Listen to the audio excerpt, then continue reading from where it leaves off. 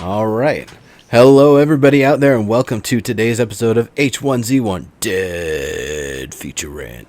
Today we have awesome fella up in the upper left corner there, another fellow streamer, someone you should definitely be tuning into. That is Burnt Toast. Now, there's a J on the end. The J is silent. In fact, if you want to give an explanation, go for it. Otherwise, well, we can just keep on going. Actually, Keep on going. why don't you let people know a little bit about you and your influence and background with the genre and other games you played and that sort of stuff. Okay. Hi, I'm Burnt Toast. Um, my influence in this genre, I started out trying Daisy on the Arma 2 mod, and I Old wasn't school. impressed. The inventory always confused me, so I waited for something to get fixed in it, and it just never did. Standalone came in and sort of cleared that up a little bit, but it still was way too broken. Um, and here H1Z1 is in early access and doing way better than I thought it would be this early in the game. Um, that's pretty much it. That's how I sort of got into the zombie survival games. Cool. So you've been kind of writing it since some of the earlier phase of the modern era of it. With I'd say DayZ Arma 2 mod was really one of the kind of foundational things that got the genre popular and really launching. Would you agree? Yeah, no, Or it definitely kickstarted it. I mean, one of the developers for H1Z1 even like shouted out to Daisy saying that they started it. There's no denying that they were early in the game. for sure. And that's it's definitely something that I wince every time I see somebody saying, oh, Daisy sucks, H1Z1 for life and stuff like that. Well, Daisy, it's had its struggles, but it was the right game at the right time. It just wasn't able to make the progress that it needed to really I guess really compete at this point with H1Z1. I think we've got actually a new paradigm now with this game. Not everyone would agree. Some people still like their own hosted and moderated servers, so there's definitely some groups, some demographics that maybe aren't as enthused about the game, but that's fine. There's definitely a lot of games out there for the genre, and there's some other ones coming along the way. One that we checked out, Kremchek and I checked out a while back, called Survive. I don't know where it's at right now, but it was a custom engine the dude built over like 2 years and was working on full procedural generation. One of the features was actually early access. If you bought in, you could have ground zero in your house, so the house that you start in with your characters where the infection begins, as a special start feature. So there's a lot of things out there, single player, multiplayer. But in terms of, for me, what what I was really interested in is seeing basically what the Forge Light engine was capable in a different way. PlanetSide 2, we only just recently got AI with the Spitfire turrets, and those are kind of meager. We only recently got AI in Landmark, but that's a completely different sort of thing because that's using the story brick stuff. So to me, this is kind of one of the first times we really get to see AI in use, especially since we've been seeing it since early last year. AI in use on the Forge Light engine and seeing what it's capable of. So far, it's a little weird because wolves and bears have an insatiable hunger and don't seem to be scared off. I can understand that. Bears are just chewing on zombies all day. Zombies aren't really much of a threat, but they come and attack them. So when they see humans, it's like, oh, it's a less decomposed one of those things that I've been beaten on. I have no reason to be afraid. Maybe this one will actually stay in my system for like more than 5 minutes instead of being crapped out. Because I'm sure that's what the animals are doing when they eat the zombie meat. It's just getting, in one end out the other. I was able to kill a bear with bow and arrow because I don't know if it's a bug or what, but if someone makes a foundation, you just walk up on the foundation, the bear can't follow you. You just shoot it; it'll just stand there. Oh, By the way, I've yeah. never been able to outrun a bear. The Well, I One shot tapped when me I was faster than I there could were- say there's a bear behind me. Help! well, there was one really far away, and I was on stream. I was like, I'm gonna shoot it. I'm gonna see if I can kill it before it gets here. And they're ridiculously fast, by the way. Yeah. It was like almost too far to shoot with a bow and arrow, and I got it. And then within like 2 seconds, it was on me. And I was like, "Oh crap!" And I almost died. I was like 9% health. But then I got up to that foundation and just shot it to death in the face. And then I didn't have a sharp object, so I just Mashed it. exploded it with another arrow. And if you shoot it with an arrow, it just disappears after it's Yeah. dead, just like Yeah. everything else. Well, you can also do that with clubs and stuff. You can just smash and smash Right. them, and Right. they'll just disappear. I only do that with zombies to see what kind of loot bag they might have dropped if I missed it somehow. Right. It's Yeah. usually just nothing. Well, the thing with bears, if you want to, I guess, think of it in terms of a vehicle with a lower top speed, but instant max speed, and pretty decent maneuvering. So, yeah, you piss off a bear, you've basically got a like a Volkswagen Bug or something, driving at you instantly, Right. and it's tough to stop them just with bows unless you've got a really good situation. I remember somebody saying they had a group of, I think it was like 10 people that they had all set up in a church, and they brought the bear in for a sermon, and by the end of it, 2 people still died. It was like 10 or 12 people, Yeah. I believe. So Well, it only took like probably 3 or 4 shots to the face, but I mean that's straight headshots. yeah, that's true. So I guess if you're counting that as 3 times the norm, that would be 9 body shots. That's still pretty hard. Well, the other thing is, it might have already been injured when you got to it. That's the thing with this game. You Yeah. don't really know the damage state of anything when you get to it. You might come up to a zombie full of loot that's been beaten within an inch of its life. You might, get lucky and, punch a bear, and that was the last little bit of health that it had somehow. I actually had that happen. I had a zombie like just crazy running at me. The fast zombies. He was running at me going, "Arr!" And then I just like socked him in the face once, and he fell. I was like, "Wow, that was lucky." Yeah. Yeah, that's pretty awesome. I don't even start with a melee attack on zombies. Usually, I'll just start with the Q, the push, With Q. Yeah. and then 1 2 Q again 1 2. Exactly. I was gonna say it's 1 and then 2, and you're good to go. Yep. And that's something actually I kind of want to talk about a little bit. The idea of extending the Q key functionality. Like right now, we can use it every now and then. It doesn't really sync up with the attacks in any specific way. It doesn't really involve stamina or anything. So there are a couple of kind of things that I'd really like to see with it. First off, better predictability of when you can use it. Knowing that after an attack, instead of left clicking again for the next attack, maybe you can do a push to kind of break your combo and make some distance. That could be a combination. It could be maybe a special push that after you've hit something once or twice, you get a little bit more distance, a little bit more range, and maybe it staggers it or has a higher chance of knocking it over. I have pushed them and seen them fall over too, so there is a chance of that. Yeah. It's pretty funny. There needs to be like a push combo. I mean, if you need to be able to push and then just like a haymaker or something. That would be pretty That- nice. Yeah. I mean, ultimately, that's where the Bruce Lee sidekick would come in. You push them, and then you just bust their gut open with one of those. Dude was No, I've nuts. done with a couple of people. Is you can ping pong them like that for a while. Yes, the You're schoolyard both on, you're bully. both on one side and just exactly. Yeah, the schoolyard bully. I talked about that one months ago. I was like, yeah, if you can do that in PvP to another player, you could technically do it to them. You just kind of stun lock them back and forth. I noticed though the push isn't as strong against a player as it is against the zombies. It doesn't.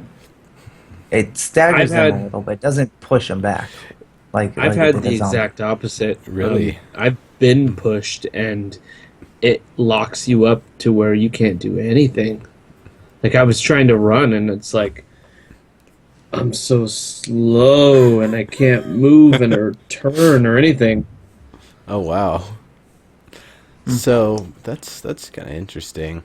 And you're sure you weren't knocked over? Can players can be knocked over, right? Did they have that think- functionality in? Not to the floor, not to the Okay. ground. Okay. I know it's something that had been Hopefully, talked about. eventually they could be drop kicked, but so far. Can we have your cam, Neuro, by the way? What was that? Can we have your cam? Oh, yeah, I didn't give that. Oh, that's going to mess things up, I think. It's gonna, sorry Well, about don't that. worry about it then. Yeah. I even set it up, too. Oh, well. Yeah, I heard you saying something about it. Anyway. Yeah. So, the not only the usage of that, just as a way to stun, possibly even ways that if you move into it or if you get a running start, you can, get a better shove. Or actually, the one that I have noted here that I would really like to see is a tackle. If you're chasing somebody, if you're holding shift and you press Q, it's a full-on, leap, try to tackle them down. But that's one of those things in a PvP situation. If you don't have, the tools, or you don't want to create noise, but you want to take down somebody who just raided your stuff, that's going to be the way to do it. Right now, we all move at the same speed. Your weight isn't affected. You don't have any encumbrance. It's basically until you or them or both run out of stamina. And that's not only is that anticlimactic, it's anti-tactical. So the idea that if you can get close enough to somebody, maybe within one body length, that you can actually tackle them and bring them down, that basically eliminates the need for like a 3-mile chase when you actually have somebody. But Right. you can't, you're running behind them trying to punch them in the head, and this just doesn't work because that just isn't how the mechanics work.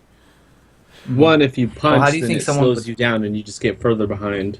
Yeah. Anyway. So what was that? How do you think It's- someone would counter the tackle though? uh, Like if you're standing still and you're doing a push and someone's coming running at you with a tackle, push isn't going to do anything to them. No, push isn't going to do anything to them. You got to juke them. You got to get out of the way. That's what it is. It might be the sort of thing that maybe if you crouch, they'll kind of go over, or they'll miss or Over your head. something. Oh, that'd be awesome.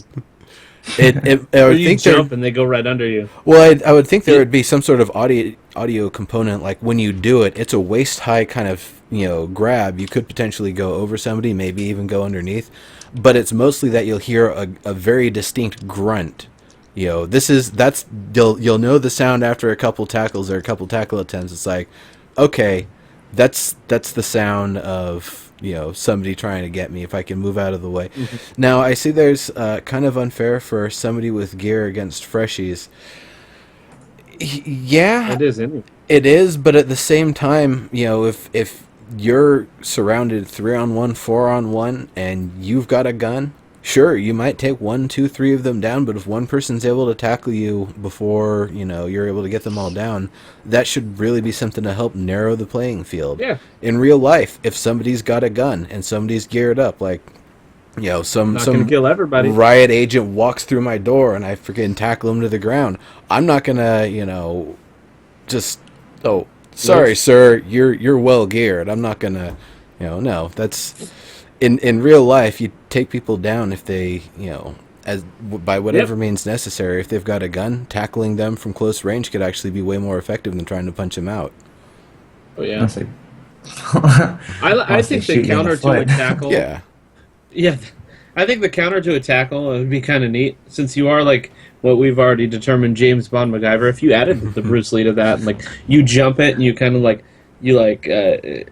jump off their back and kick them in the back of the head or something, some craziness.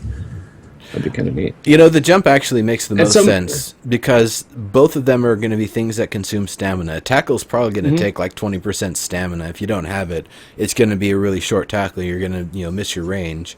Well, not only that, but you have to make it so there's a risk involved too, not just a stamina risk, but if you miss, if the other person counters, then You're you stumbling should forward.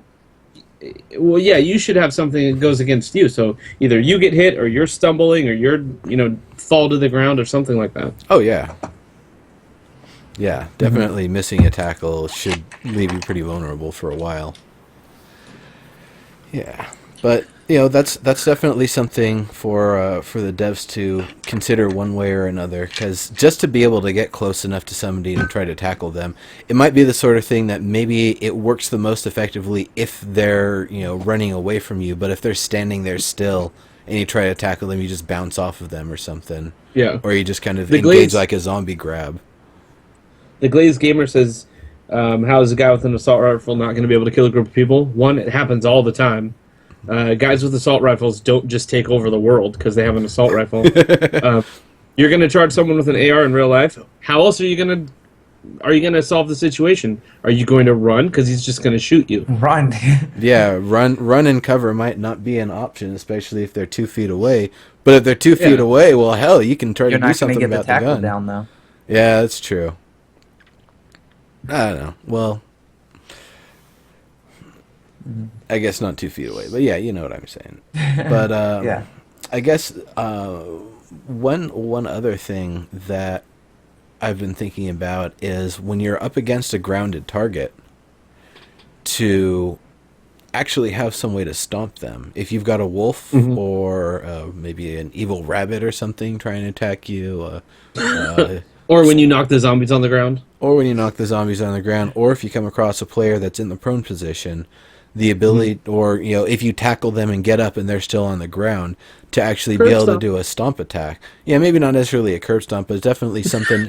It's gonna do a lot of damage. It's gonna potentially keep them down or create some distance depending on what it is that you hit. Yeah.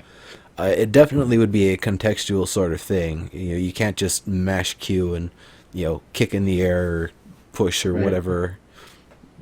Right now, in fact, if you Something press that- Q, it doesn't even do anything until you're next to stuff, if I'm not mistaken. Right. That's correct. One thing about people being on the ground, or specifically zombies when they're on the ground, and this is not by design. They said that this is about the lag issues or whatever. Is that when zombies are on the ground, they like slither across the ground and they can still bite and punch you and such, even after you knock them to the ground. But Yeah. hopefully, that's something that's fixed. Well, that's actually another reason why it'd be So- nice. If they can attack us while they're on the ground, we should be able to attack them with something that really subdues them. Otherwise, a grounded zombie is more of a threat because we can't use a Q push against them. Exactly, it is. And I don't know, I you don't know can't. if There's it's no something way. that should be fixed, though. Well, Well, it is Like, because I mean, they could if be you were sitting. looking at, They like- could be sitting, like with their back on the ground, with their feet near you, and you're sitting there over there punching them, like punching their legs, and they're No, so they have biting to, yeah, you. they got to fix how it looks, but I That's think true. they should be able to attack you from the ground. oh yeah, no, Sure. they should. What I'm saying is that we Yeah. we need some way to be able to counter To it know more that they're effectively, facing you, they're near you. and also something To that know what they're doing, not just be hit Yeah. out of nowhere. Yeah. something that indicates better, maybe a sound of some sort, that they're down but not dead. Because a lot of times I'll knock them down and then look away because, oh, well, it's dead. Move on to the next one. But then it Yeah. gets back up because there's no real good indicator that they're, dead versus downed unless you, Yeah. I guess, memorize Couldn't the tell you silhouettes the for amount each of one. times that I've run over and backed over a zombie at least 15, 20 times, and it's never going down. I'm going to hit it again. It's never going down. I end up running over 3 friends because they're trying to kill the same zombie that I've run over 6 times. Well, one thing that I've noticed is how they fall. Like they're a little bit more mangled when they're dead. So Yeah. Yeah, a little more mangled, but it's really hard to tell in the dark when it's raining, right, So, yeah, I'm sure that'll get adjusted over time. Once again, if anybody isn't aware, this is early access alpha. This is, this ain't a game that's ready. It's ready enough for us to be able to play it and talk about it and enjoy it, but in terms of like them putting the final seal of approval, we got a ways to go. Mhm. It'll be, Yep. I would say at least To to the address end sort of the of what- year. Go ahead. To address sort of what Fuser was saying here, weapons should have a melee. I'm surprised at how much they've put in the game that's not sort of already in there. Hit them with the buttstock or Mhm. pistol whip them. I was honestly surprised that wasn't in there yet. I was a little bit disappointed with the lack of pistol whip as well. There's one reason in particular why I'm pretty sure they haven't done that. Because every single weapon is going to have a unique animation for how you do a strike with it. So Right. that That's true. Of course, I mean, I would also like to see if they're going to go that route, a push that uses the weapon. If I'm holding a gun like this and somebody's coming up on me, I might just be trying to push him back so I can shoot him rather than, We can't trying see to how strike you're him. Yeah, you'll see it in a moment. just Yeah, just waiting. just refer to the hanger. Just refer to the clothes hanger. There you go. There you go. Do we want to put that up? Yeah, if you've got a link to it handy, go for it. I don't have a link. I just have a Put it on Imgur. picture. I know. I don't even have one of those. Anyway. You don't need it. You just go there and give them crap. They don't care. Really? Yeah, really.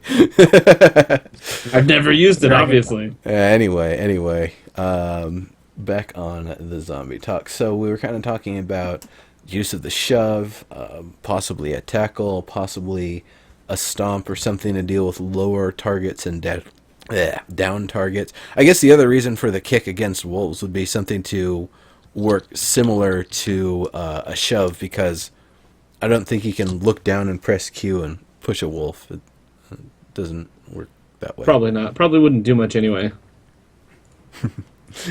It's such a joke. There's no way it would happen that you could push a bear. So instead of that, I would hope, as a joke sort of thing, you try to ride the bear. You're going to die anyway. You're that close to it. Yeah. But at least have some fun with it.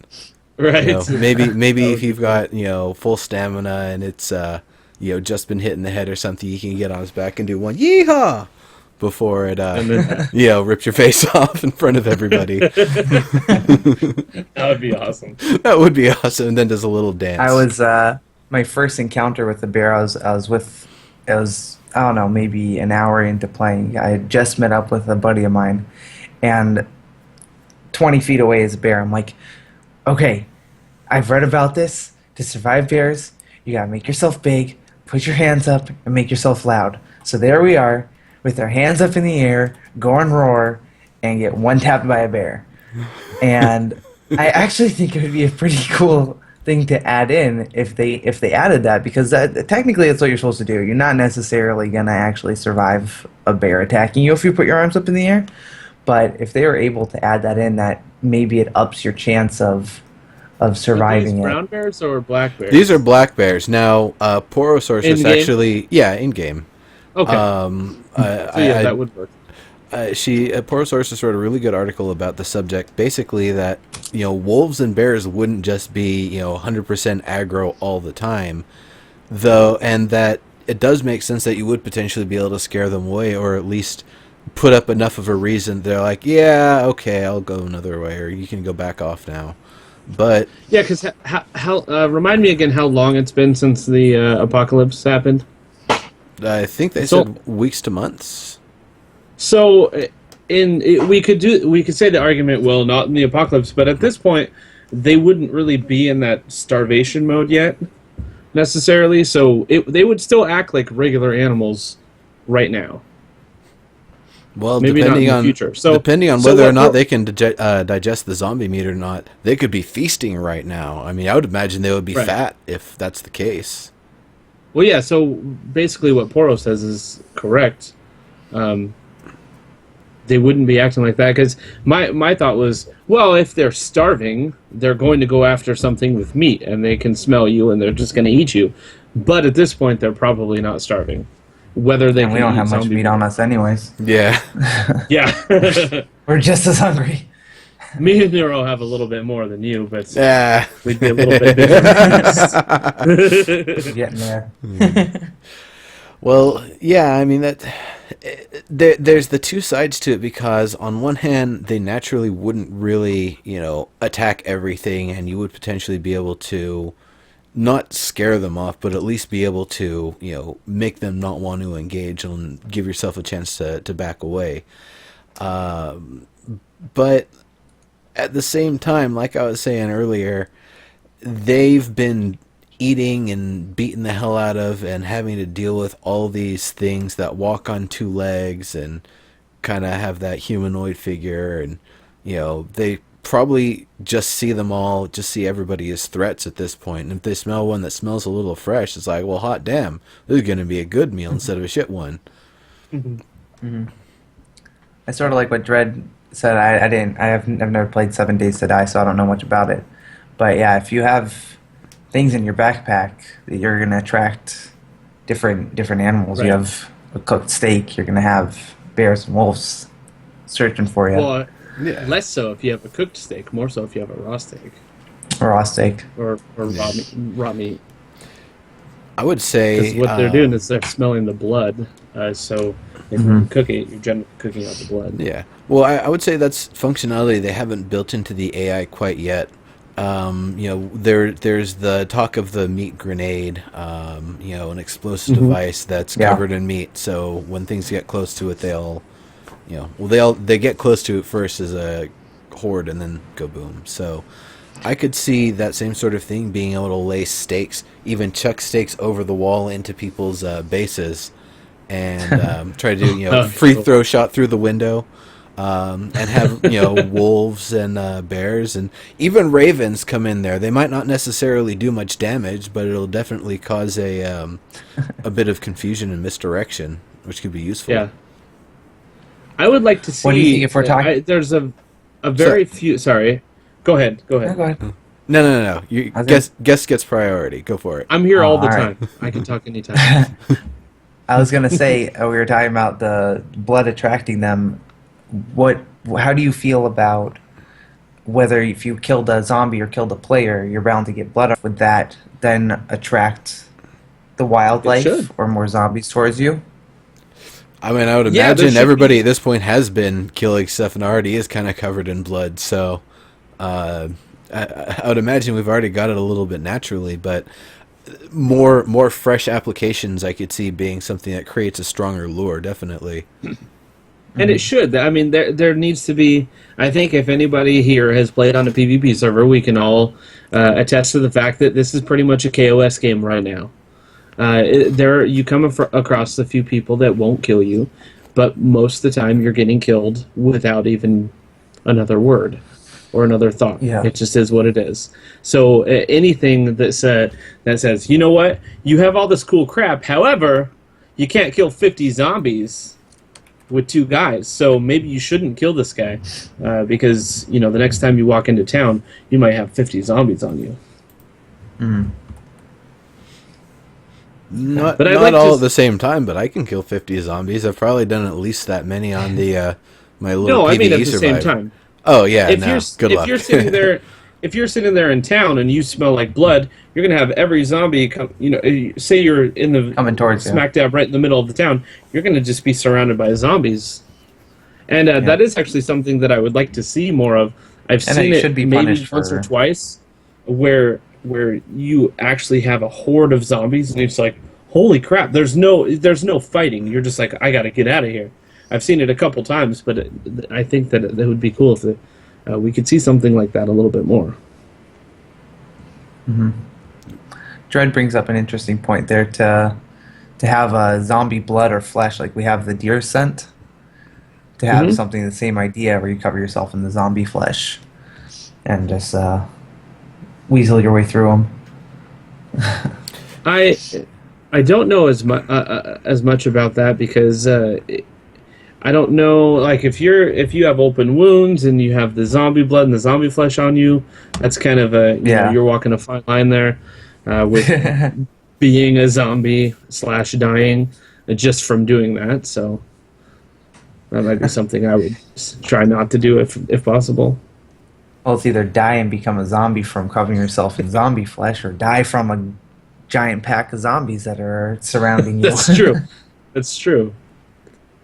A better chance. But that's the thing is I don't know how much they would actually care about that because we don't really know what kinds of senses they're actually using and to what extent to try to track players down.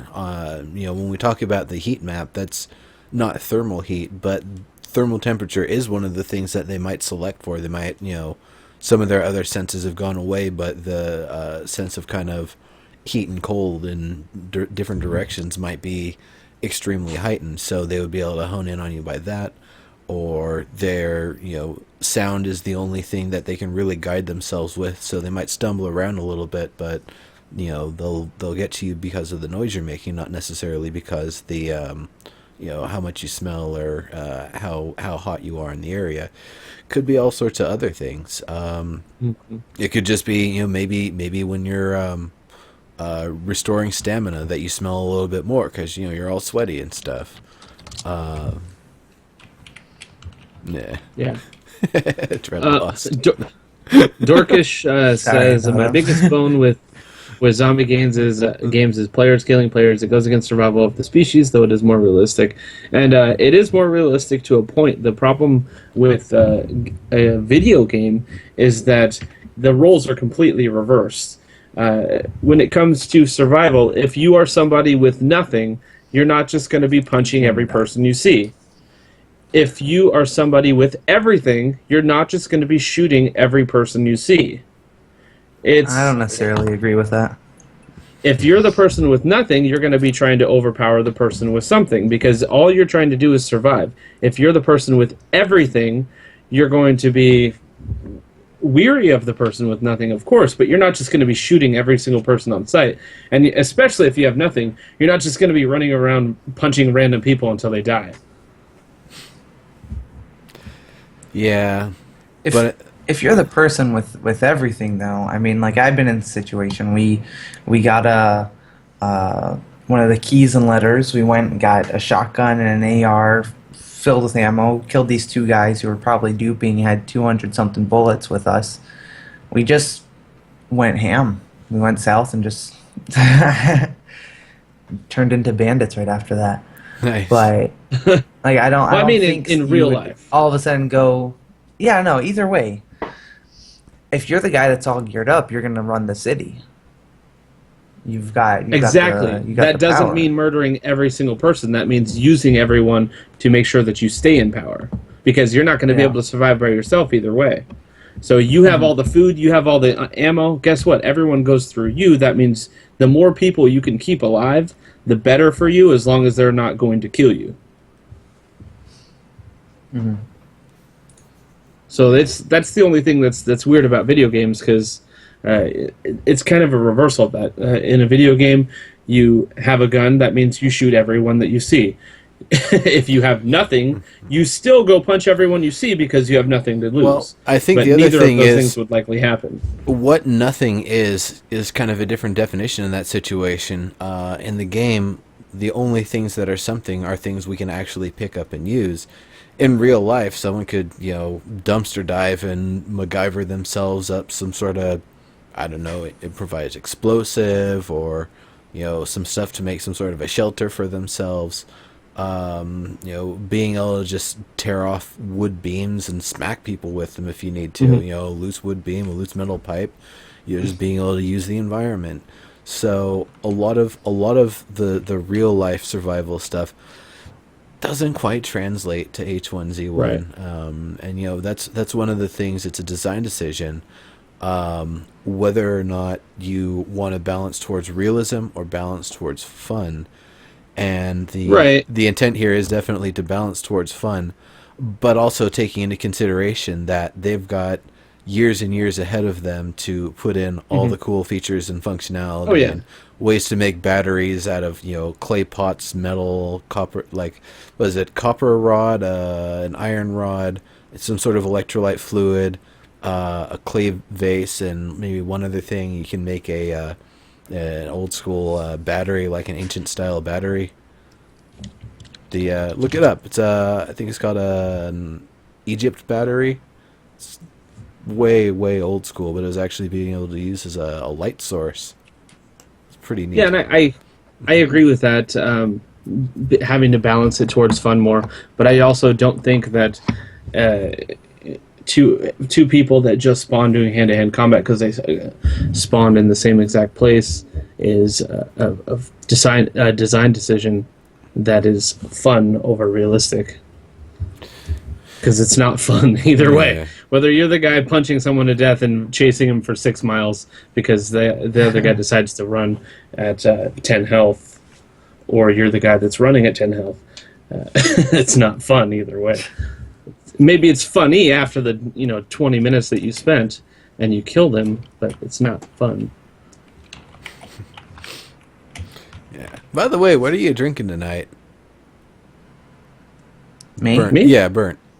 Oh, Oh, I started with some beers, went to amaretto. Now I'm cooling off with some water in the glass. It still tastes like amaretto.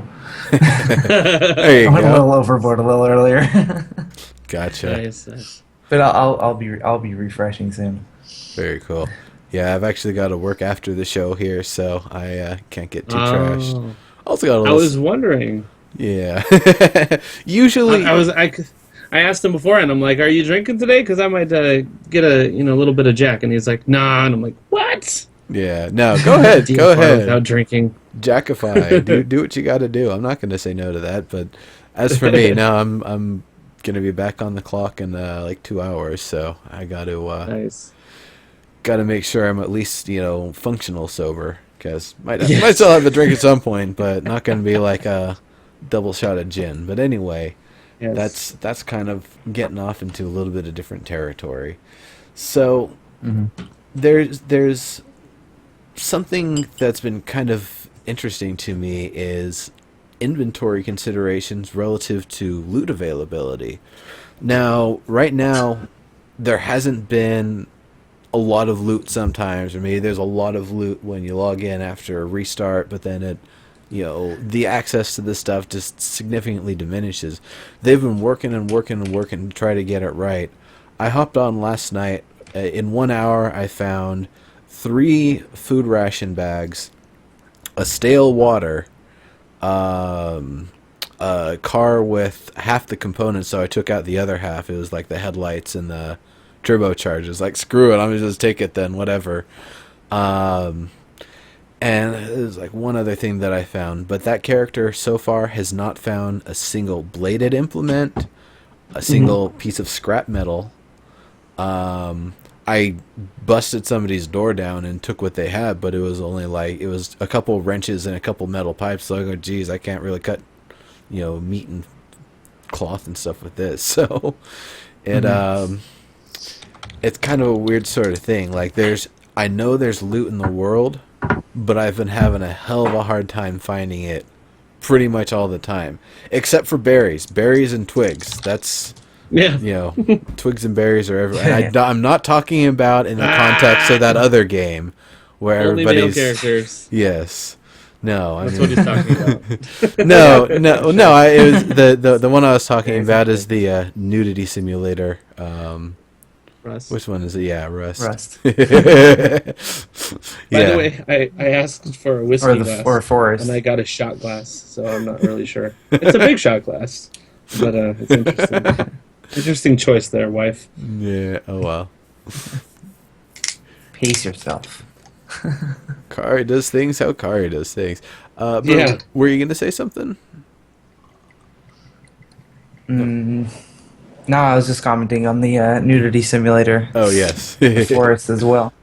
Oh yeah, that one too. Well, that Oh, one's okay. that one's nudity and Disappeared dismemberment for a little while. simulator.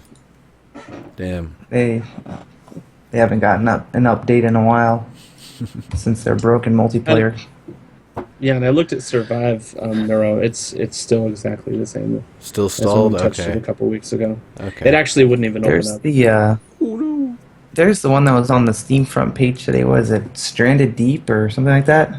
Yeah, it's like an Seems like ocean-based survival sort of thing, if I'm not mistaken. Yeah. It seems sort of like the same idea. Yeah. Well, there's a lot of No there's Dread Lost. It's a big shot glass. It's a whole glass worth of whiskey.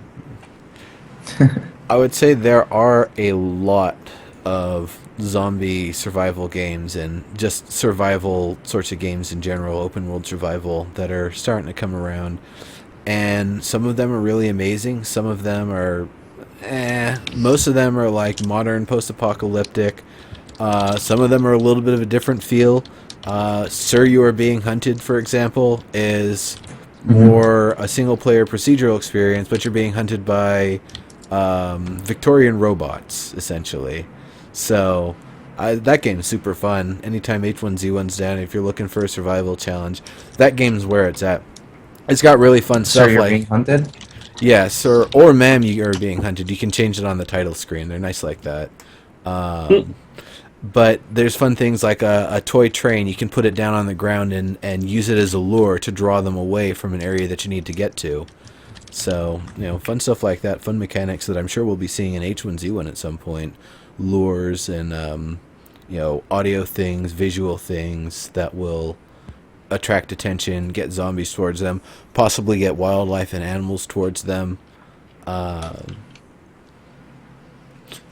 That's going to be some really fun stuff. And like I was saying earlier, the AI stuff I believe is constantly being worked on, but probably the loot stuff and just keeping the server stable and everything has been the big focus over the past couple of weeks. And by the way, everybody, I gotta go to shout out to anybody from the SOE team that's here. Pass it on, but I don't think anybody is because they're working so damn hard. It's been just like constant grind status, just constant, being on the clock all the time.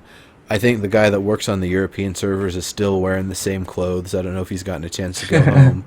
So he probably smells like some cave aged Gruyere or something at this point. He's gotta have a real that zombie something we were talking about earlier. But he's one of the people that's been working super hard, just among the many on the team. Everybody has been coming in, working hard, working long hours. We see the rate that the updates are coming out. This is an unprecedented rate of updates. I've been really surprised. I don't know. I can't exactly remember exactly how it was with the DayZ standalone in the beginning, the first month, let's say. Do you guys remember how it was if they were rolling out updates like this? Like, can we expect that this is going to stop at some point and it's going to be once every 6 months? I would say let's look at the current games they've got, PlanetSide 2 and Landmark in particular. So Landmark is still in development. They were doing weekly updates, then they realized, well, if we're only doing 1 week sprints, that means we only get to work on the game for about 4 days. And then the rest of the 3 days we're getting the release candidate ready so you can, try the next week's stuff. And instead, we'd rather take 2 weeks so we have 11 functional days and, 3 days to work on the release candidate. Maybe not necessarily that specific timing, but more or less that's the gist of it. I'm familiar with that sort of stuff. That's kind of how you do agile development. It basically, you kind of pick a set of features, pick the time, or usually it's a set duration that you're constantly using, and you start on at the beginning and you try to iterate through and get those features in for a build that's going to be ready by the end of the sprint. So it's it's an interesting process. So extrapolating that to H1Z1 and actually kind of looking at PlanetSide 2 a little bit when that was in its early access, that was getting weekly updates. Eventually that kind of pushed back a little, and I think the updates are almost more monthly with that. But monthly updates for a game that's released still pretty good. I would say it's probably, at least for right now, going to follow kind of what Landmark has done. It's going to be weekly for a while until they get a lot of the smaller stuff in, or possibly a lot of the bigger stuff in. But at some point, they're going to say, well, we have enough to where we can do it just every couple weeks now, so we can start working on getting some of the stuff that takes a little bit more time in and having more meaningful patches. And then it's probably going to slow down to a couple weeks, and once every couple weeks, then maybe once a month, and we'll go from there. If it doesn't need a patch every 2 weeks, there's no reason to have one. At the same time, I would say Landmark is also good to look at on this one, specifically because even if there's nothing that needs to be fixed, no bugs that need to be patched, no major features being added, that doesn't mean that new textures aren't being added, that new props aren't being added, and new linking and triggering functionalities.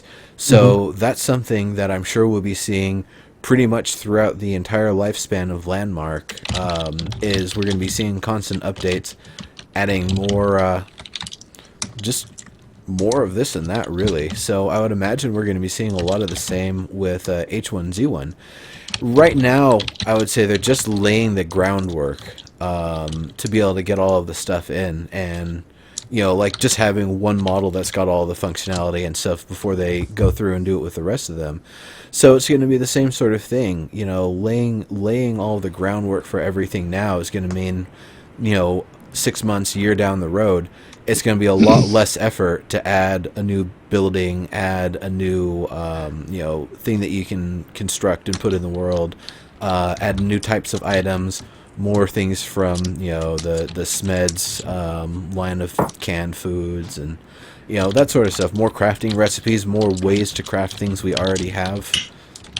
So it's something where there's really no reason that it's going to stop getting updates at least once a month.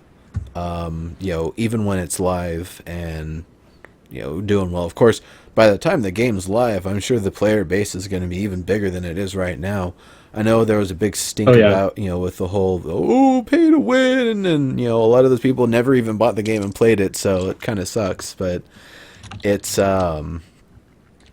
something that once all the perceived negativity is kind of played out and people realize, fuck, this is actually a really solid game, and of course seeing it on the top page of Twitch all the time, it's gonna start growing quite a bit. Yeah, I really the people that are crying pay to win are so it's funny and frustrating at the same time because they're so ignorant. And if anybody is in here, I'm sorry, you're people very that only ignorant. watched the stream on the first day.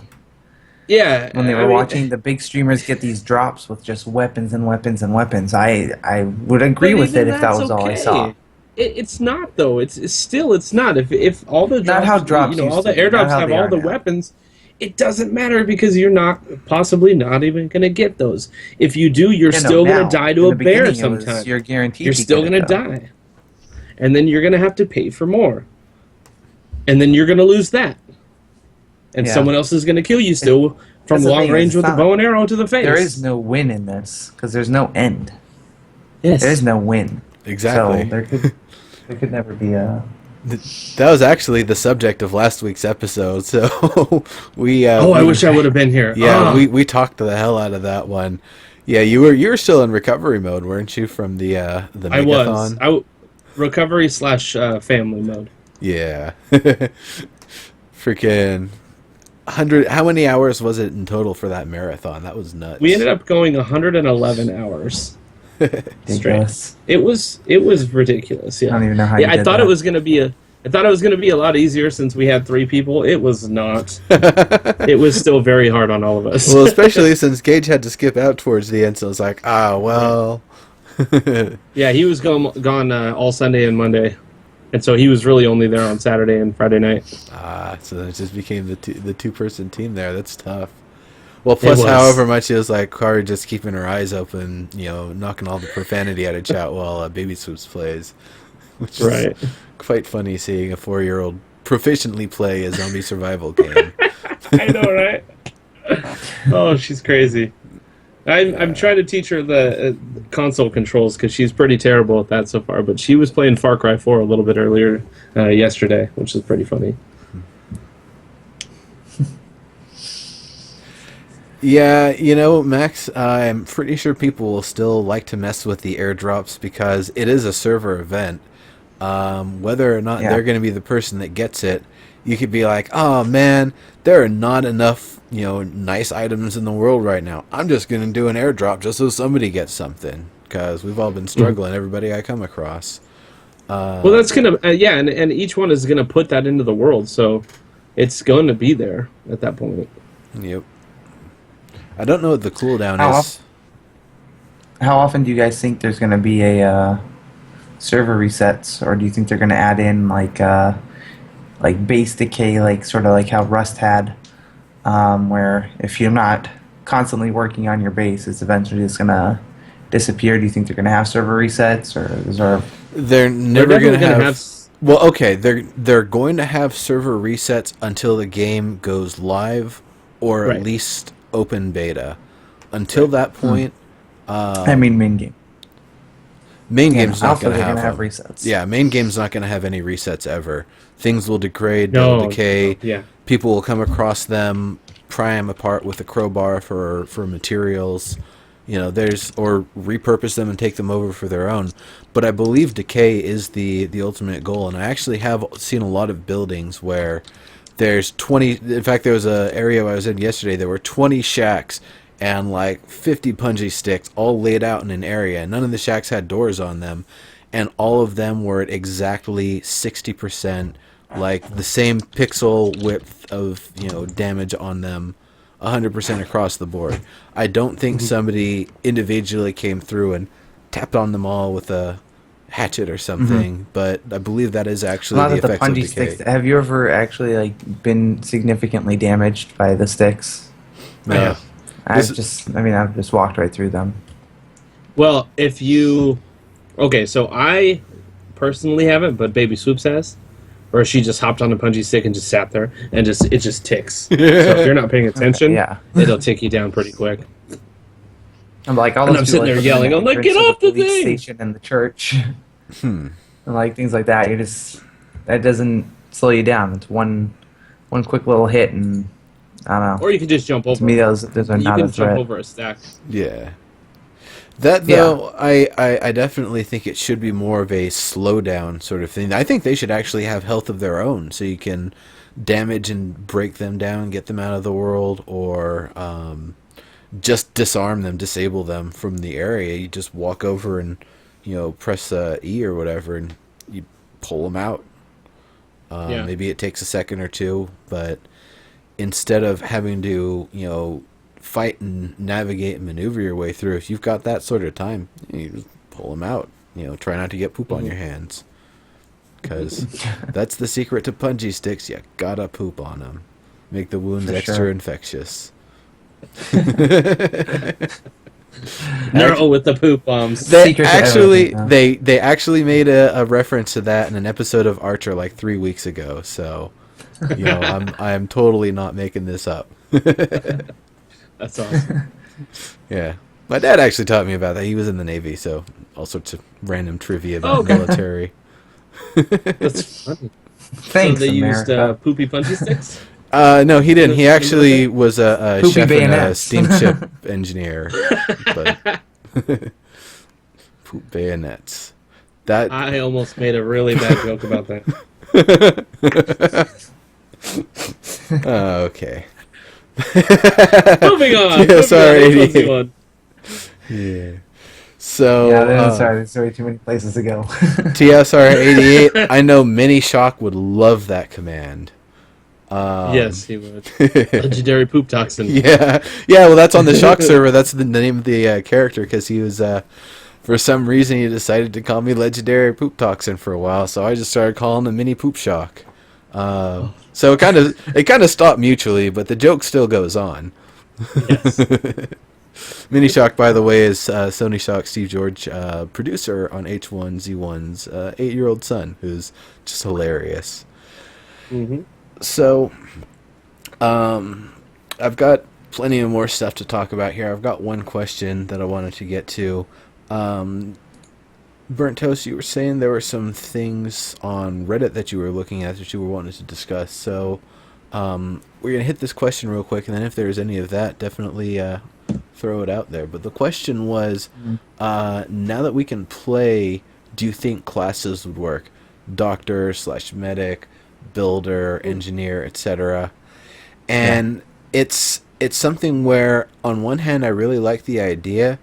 On the other hand, I feel like right now we're all playing Oregon Trail as the teacher, or whichever the profession was that you have like no money and no rifle and no like starting good perks. You're just like, here's the base money that you get, and good luck. Don't die of dysentery. We were literally secretaries at an accounting firm, all of us. Like, we did nothing. Well, I had discussed this with the guys I play with. It seems like they're building towards that. Like if you go into the loading screen, it says Survivor next to it. So it seems like they're waiting to put in more options there. Like when you have your character names there, I mean, for now you could just all you can do is role play in that. But I think they should have classes. I think it would work. Not like if no one's playing the doctor, there's gonna be no med kits and everyone's gonna die. There's still gonna be the loot that you can find, but you should have different perks for being different characters. If you're a doctor, you can heal a bigger percent, or um, you wouldn't be able to save someone that was infected. I don't.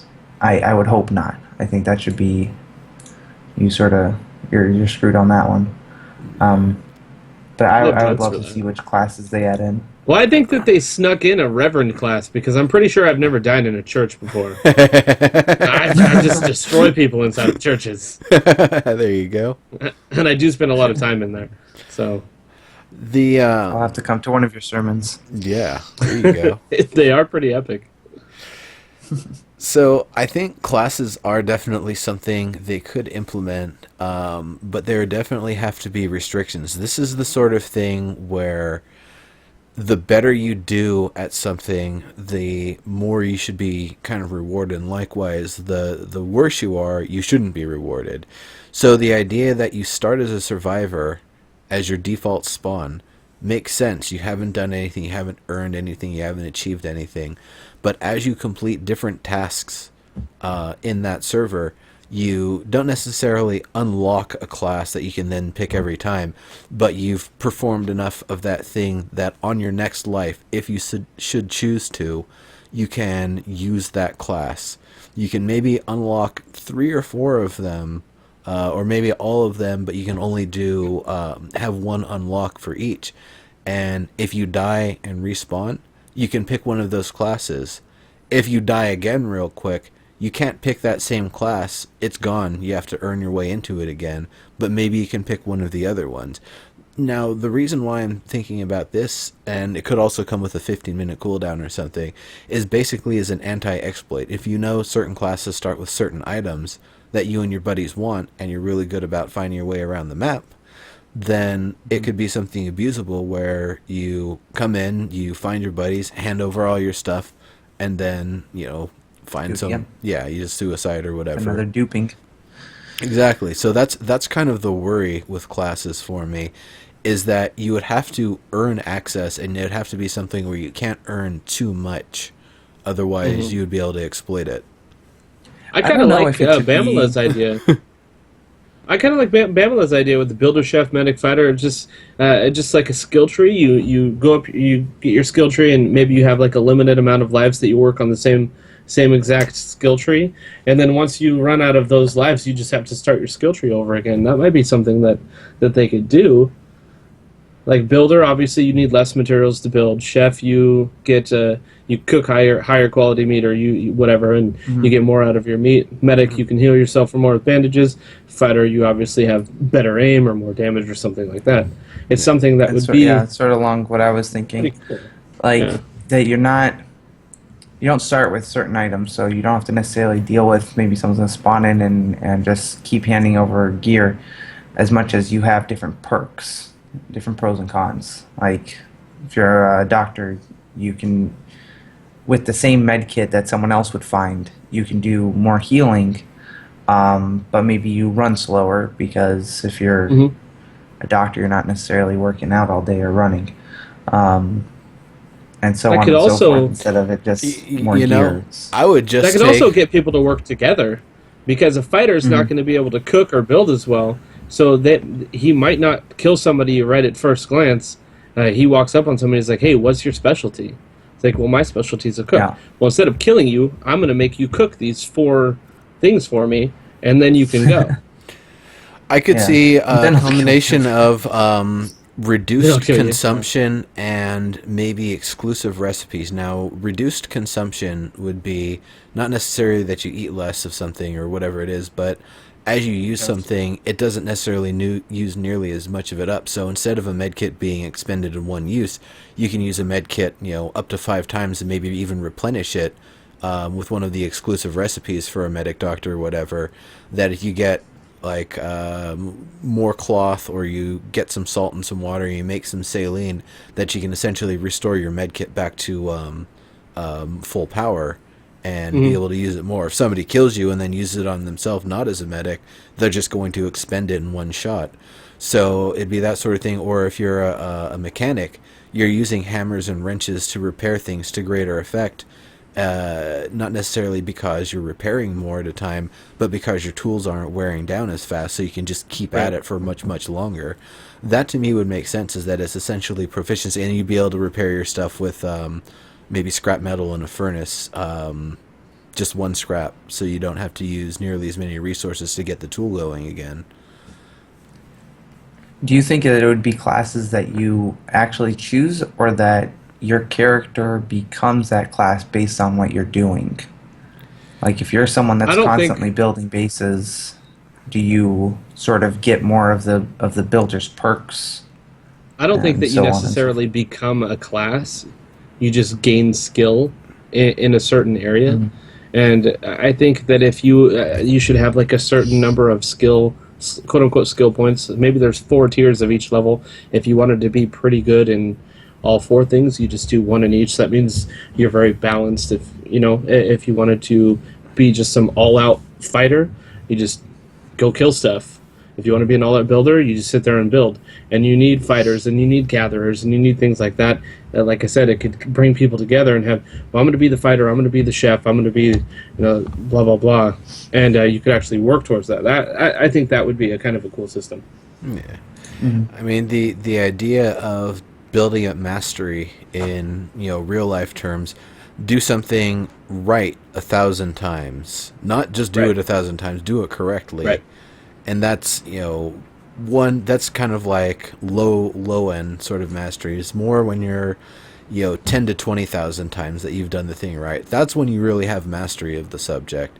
Right. I don't know if that's how it's going to work. Is that maybe if you've done the same action 100 times, or things that are in an associated field 100 times, that then you would get better at doing those things, or even be a scalable thing that you've done it 20 times. You'll do it a little bit better than you did without any of that skill, but it's very minimal stuff, like one less percentage use of one of your tools for repairing or something like that.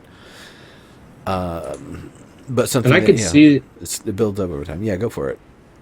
it, it's kind of crazy with a game like this because you don't want too much structure, but you need a little bit of structure. I could see uh, like putting in an actual job or profession system, just like you would have in a normal MMO, and having things like gatherers and herbalists and blah blah blah, and it would actually be something that's probably pretty deep and exciting for to be in game and to be doing stuff like that.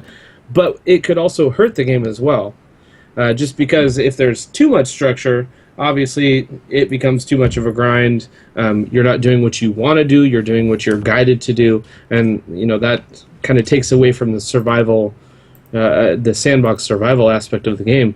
What do you think about that?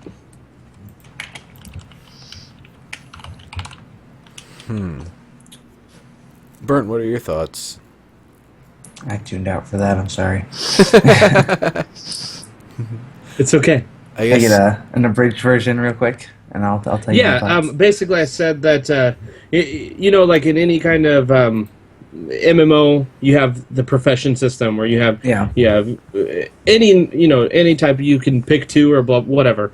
I think it could be interesting, and it could add value to the game to add something like that, but it could also hurt it by making it less of a sandbox feel where you're doing what Yeah. you want to do and you're more focused on doing what you quote unquote have to do Have because to that's do. expected of Exactly. you. Yeah. Yeah. I I don't think you should be limited to what you have to do. You could.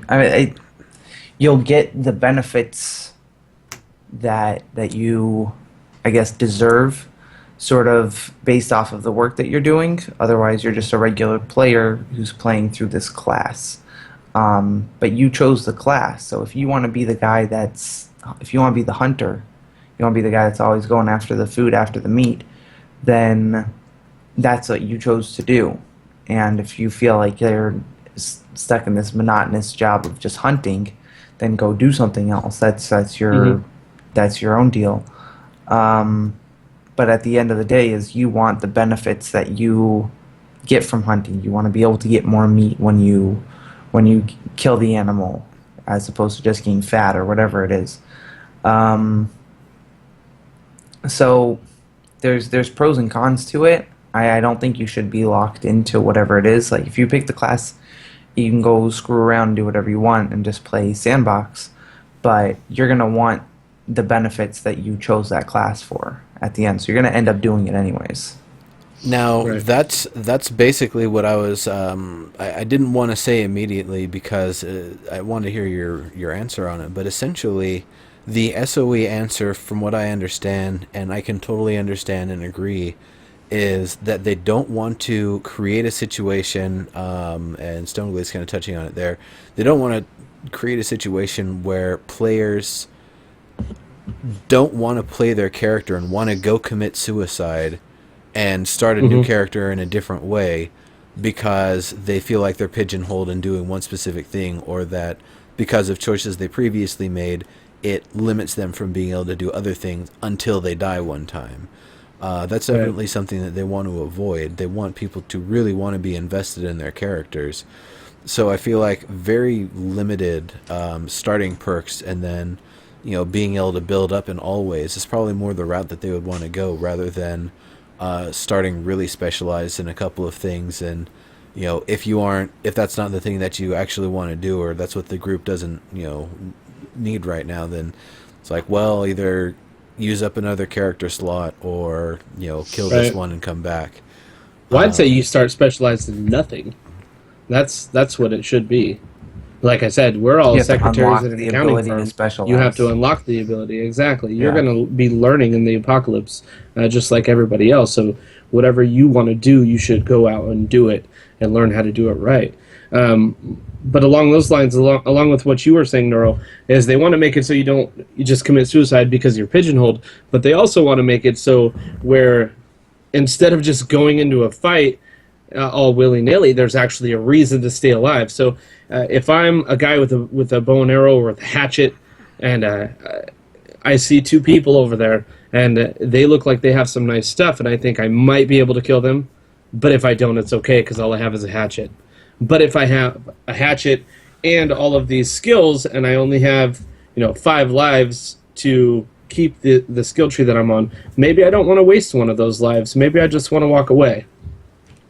You know, maybe I don't want to take the chance of going to try to kill those guys. Yeah, for sure.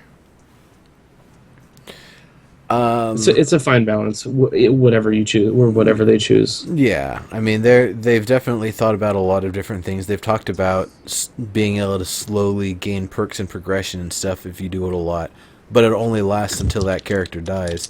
And it's one of the things that we still don't have all the systems in place. So it's a it's actually kind of a funny thing when you think about it, because they've taken out the infection system. That there's no way to clear the H1Z1 virus, so when you get it, you're eventually going to succumb to it.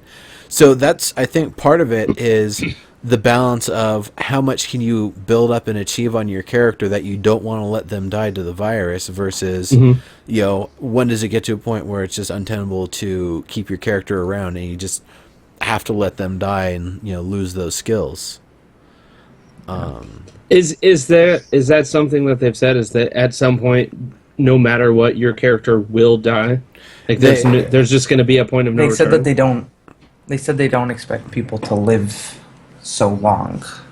Yeah. Not Right, so much but- that your but character will it- die of natural causes, but I mean, they're saying that they want this game to last 15 years, and I could go back to my EverQuest account and I could play my character that I made 15 years ago.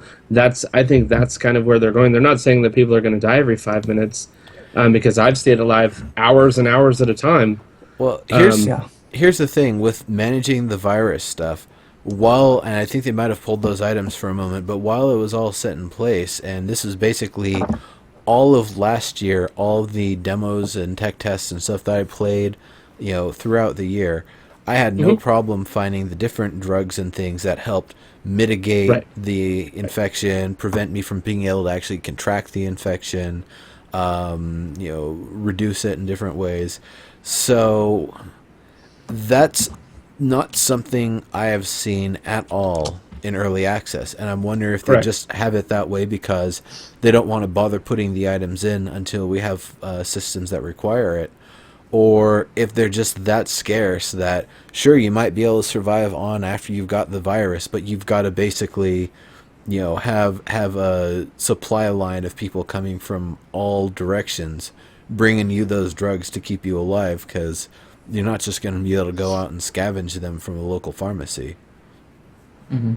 Right. Have either of you found any medicine other than, first aid kits and bandages? I Yeah. found I found a couple things. Like I found like immune boosters. I think I found antibiotics. yeah. I don't remember if if that was SOE Live or if that was in early access. I've but I seen know I found pills. antibiotics. There's been antibiotics. There's been cold medicine. There was Yeah, the vitamins that they have. multivitamins. Yeah. Yeah, hyperferon. Thank you, Metallical. Yes. Have either of you? This is a little bit different from what we're talking about, but have either of you actually injected yourselves or somebody with zombie blood? Yeah, it gives you the virus at 1%, but it doesn't do anything. It just stays at 1%. Nothing is affected or Okay. impacted in any way. All right, gotcha. Yeah. They've just basically Yeah, 'cause ripped out all the functionality. That's the only thing you can do right now. Okay, because I've extracted blood before, but I've never actually done anything with it. Yeah, me too. I tried to inject someone else with it. I was like, I got a random person. I was like, hey, come here. And they came over and I tried to get it, but then he just killed me after I was sitting there trying to inject him for 10 minutes. That's funny. Yeah, it isn't an item that's held in your hand. It's just you go up and press E. Isn't Right. that right? Okay. No, it's like a inventory item. You right click apply on it. kind of thing. Okay. Yeah, but I don't know if you can do it to other people. I know that you could do it to yourself, Right. Oh. but I don't know if you could do it to others. If you could make it a weapon and be like, go up to it and stab somebody with it, that would be cool. And it's Yeah. just like a one-time use. Yep. Add it on the tip of an arrow. Yeah. There you go. Well, actually, an empty syringe is a deadly weapon. You just give them the bends. Just shoot air straight into the vein. You die. Oh, yeah. You know, That's a pretty quick death. your Yeah. brain goes. So that would be that'd be a fucked up weapon to add to the game, but I could see it. I Yes, could it see would. it. Use empty syringe. Yeah. Well, I especially thought you the would probably die too, though, because it's not instant. It's quick, but it's not instant. So it's not that good of a weapon. I don't know. I mean, if you stick, I mean, it's a somebody- great weapon, but you're still going to die. If you put it on an arrow, empty syringe Yeah, but arrows. How do you make sure that you're putting the air into the vein? The from follow arrow? through of the arrow. The syringe Yeah. goes If in. some There's kind still of- that inertia. Yeah, Just traveling through pushes it right in. pretty much. I don't know. Well, no, it Maybe, actually would. maybe. The shaft of the arrow would just be pushing right into it. It might not get all of the way through, but it's Yeah. going to put air. And even if it isn't in the vein, it's still going to create an air cavity that's probably not healthy Right. anyway. I've actually thought of a couple different things that we would send to. What are the guys that do the tests, the scientific tests on stuff? It's Scientists? Mythbusters. Mythbusters. Scientists, thanks. They do pseudoscientific stuff, but yeah. No, I've thought of a couple things to where I kind of want to send that to Mythbusters to see, if that could actually be possible from this game. Yes, H1Z1J and the brain buster gun. That'd be great. That'd be awesome to use syringes in your improvised shotgun instead of slugs. Like some sort of that with a propulsion device or something. Blowgun. Hey, there you go. That'd be a hell of a big blowgun. You're like, it'd be like you'd have to have a real set. Well, then again, it's James Bond, MacGyver. They probably do have the pipes to be able to push that through. So Stoneglade asks, don't you think their goal is to make zombies the main threat and making KOS to settle your group against their group? I mean, KOS will eventually start to go away as part of the mentality goes away as there's more things to do as a starting character, as there's more world to start in, and as the starting points are spread out further. There's a lot more to it that hasn't even been, they haven't even gotten a chance to implement yet to limit and prevent KOS. So, on top of that is the I guess the world threats, the zombies, the wolves, the bears, anything else that they're going to be adding, being the thing that kind of forces you to have to band with other people because there's no other way to survive. I'm not saying that that KOS doesn't exist, because it clearly does, but I've been killed by other players who have talked to me and have started whatever their fight that they want to have, way more than I just got shot from the side and I don't even know where the guy is. If the game continues that way, I have no problem with how it is. Like, there's always going to be that those two guys that are just, okay, let's go sit on the rooftop in Pleasant Valley and snipe out the guy running down the street, and you have no idea what's coming. But I have way more stories of interactions that I've had where even if I didn't stand a chance and got killed, I interacted with them somehow. So Right. I don't know how. I don't know where I'm going with this, but there's no. I don't feel like there's a huge amount of KOS in it right now. Well, there's two of my favorite KOS stories. One actually comes from me doing it to another person. One comes from someone doing it to me and a number of other people. So the first one, I'm playing with Ziff, and Ziff is somebody who I think he came from. He's in the anyway. Yeah. Ziff is a viewer, and One of our indie players. Yeah, exactly. He was playing with me, and I've actually killed him a number of times on accident every time. Yeah. So we were like running together, and we came across a dude that I didn't know, and we weren't on Skype. We were just on voice chat. So he couldn't be like, "Hey, this is a guy, kill him. He's wearing this or whatever." And so I like run past, and then I turn around and I see two people fighting, and I can't see either of their names, but all I could see is one guy running away, and one guy pulling out his bow. And so I just turn around and I shoot that guy in the head. And then it happens to be Ziff. And I'm like, oh, crap. And then the other guy runs up to me and he's like, thanks, man. And then I look at him and then I go, boom, and shoot him right in the face. It's like, you dick. So that was pretty funny. I mean, that's something that I do, and it's funny. I don't just kill everybody right away, although I sometimes that's my mentality. But probably the better one that happened to me. I was hanging out in my church that I hadn't yet established yet. I was just there, and I was waiting for Ziff actually because I had just killed him, and so I was waiting for him to get back to the church. And this guy comes up with a group of like 20 people, and most of them have guns. I'm like, oh crap! And so they're coming in yelling, and he's like, okay. Put your hands up, and he's like, well, we're just doing Simon Says, and we're just going to do a game. I'm a streamer, and we're going to go outside, and we're going to do Simon Says if you want to join. And I'm like, no, I'm okay. And then so I actually go upstairs, and I'm watching them out the window because I could hear them also, and he has everyone standing against the wall, and they're doing their Simon Says thing. And there's like 4 people running it and like 15 people playing. And he's like saying, oh, you're out. And he's like, okay, now everyone get back on the wall. And then he goes, Simon Says, and they're like, die. And then they kill everyone. And then they like turn up to me and shoot me through the window. And I'm like, dang. I'm like, that was awesome. Yeah. It's like, those guys are epic. It was pretty awesome, yeah. That was pretty funny. So there's a lot of things where KOS is actually very funny, and you can make really nice stories out of it. It's not just annoying and game-breaking. It is actually a fun thing sometimes. Yeah. Like the guy that tried to roll up on me in baby swoops and ended up getting chased down and punched out. that was where by you or baby swoops? No, that was by me. I was chasing him, trash talking him for like a solid minute and a half before he finally stopped. And he was ready. He sounded like he was ready to stop being chased and getting punched at in the back.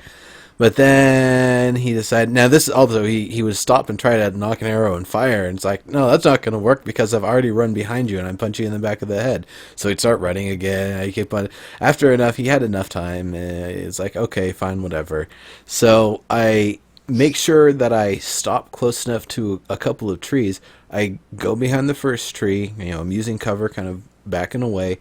Go behind the second one, and he shoots an arrow. I see one to my left, one to my right. It's like, hell no. So I finish punching him out. And then the server goes down because there were only like 15 seconds left. Nice. I log in was 15 minutes before the server goes down, and I think I was spending like from 4 minutes to almost right up to the buzzer just chasing him down, trash talking him. I'm surprised the stamina even lasted that long, but it sure did. Fun stuff. So, did you spot anything on Reddit in particular that was Yeah, I've been scrolling through they have their weekly question thread. Sort of want to see what you guys thought they might do with water depth. Right now, everything's sort of ankle height. Yeah. There's no threat to just running through a lake or anything like that. Where do you think they might go with that? They need to work out the entire water system that includes all the swimming interactions and animations, interactions with wildlife and inventory items dropped in the world in those areas. And looking at the fact that PlanetSide 2 still just basically has fake water. We still don't actually have, depths and volumes of water that we can, go in and traverse and swim through and stuff in PlanetSide 2. I would say it's probably going to be tech from one or the other that's going to pass to the next. Which one we get it in first, right. I don't know if they're waiting on the PlanetSide 2 functionality before they bring it to H1Z1, or if they're going to do the H1Z1 side of things and then later bring it to PlanetSide 2. However they're going to do that, I feel like that's probably way, way down the road at this point. Probably not so far down the road that it's, not foreseeable for, something before launch. But I feel like maybe they'll have the swimming animations ready, but all the functionality not fully there, and we just won't see it until it's all ready. Because if you do the swimming animations with one model, you're going to kind of do them a little bit differently for the female model and any other body types. So instead of doing the work once and then having to rework it a whole bunch of times, I think they'd rather figure out all the systems and all the things they want with the animation and then do it across the board, which would mean we would still only have the male character up until we've got swimming in, assuming that's what they're going to base it on. But regardless, it's going to be a little bit, I think, before water depth is actually a thing. It is going to be a thing. Bog Zombies, one of our regulars who just hasn't been around a little bit recently, Arudinel, he talks a lot about bog zombies, that the skin turns leathery and hard, the organs turn to a mushy paste, and is basically like a freaking human starfish. So those things coming after you while you're in the water, that's fucked up. That's freaky. That's awesome. Yeah. That's a little ways away. Yeah. Solar Shrieking mentions, he says, I don't understand the mentality of KOSing people that have just spawned in. I sit there yelling, no please, I just spawned, I have nothing for you. And they continue to shoot. That is actually what I was talking about before. That's not something that... that's something that would happen, but that's not the mentality that most people would have in an apocalypse, and that's something that I was saying that they need to find a way to change. Well, you're worth 4 cloth. You're worth 4 cloth. If you're alive. Yeah. Well, if I kill a player, if I KOS 2 people, that covers my bow and my satchel. If they're alive, you could have a bow and a satchel on the start by yourself, just by ripping up all my stuff. Ripping up you rip up your shirt, your shirt and your pants. Yeah, but and then you have a makeshift bow and a satchel just like that. But I can't kill people and take their shirt and pants. Right, that's what I'm saying. That you have to make them take off their... You've already got more inventory space than you had to start with. whatever they've got in of it right now, the health considerations for weather effects. If they don't have anything, then it doesn't matter right now. But if this is the sort of thing that you're Yeah. basically shedding Right. your insulation, then that Yeah. is a serious trade-off at that point, especially if you can't take people's pants. Yeah. Yeah, That's no, true. I agree, but it would be more beneficial to you to say, "Hey, I want you to take off your pants and take off your shirt, or I'm going to shoot you." But you know what happens after that? That person runs, and you either If they're chase them smart, forever they or charge get you. away. If they're smart, they charge you. If all you've got's a With a bow, bow and arrow. Yeah, yeah, you're oh yeah, for fist. sure. They- They fist charge you win. while I'd strafing like- back and forth. I'd like to see them add the ability to rob someone, where you tell them sit down on the floor, they sit down on the floor, and you go through their inventory. Because it's been a few times where I'll run up to someone, and as right now how it is, you don't see what gear they have; they're just empty players. And I'm like, "You have anything sort of worth handing over?" And they're like, yeah, here I have some food," and they'll throw you like a piece of wolf meat, and they end up running away, and they have 80 arrows and who knows what else. All this stuff that you could have just taken from them when they were sitting on the floor. Like things Right. that you'll be able, I mean, eventually handcuffs are going to come out. You'll be able to have them tied down and stuff. But they should have the ability that you could search this guy now. That would be really cool. I could see them doing that and then just making that player invulnerable from you killing them for like 30 seconds or 60 seconds or something like that. Just making it so you have a choice between robbing them and I possibly don't know if getting you more should be because then you forced could to take not their being able shirt to kill them and pants. for an amount of Well, time. because what makes you just not rob them and then kill them because they're already tied to the ground? That your I guess. your conscience. I guess really it's If just to you're get their if wearables. You're a bandit and a killer or not. For me, it's getting any of the wearables that would otherwise be destroyed is really the only reason, other than if you don't want the person dead. Now there's That's what I'm saying. something else that I noticed when I was playing last night. A feature that used to be in was gone, and it was one that I really liked as my counter to people trying to hold me up. Delete. I can't find the delete command anymore. Before, if someone holds me up and I've got something and I know they're going to kill me, I just start deleting everything. It's like, all right, Yeah, kill they me. took that You get out. nothing.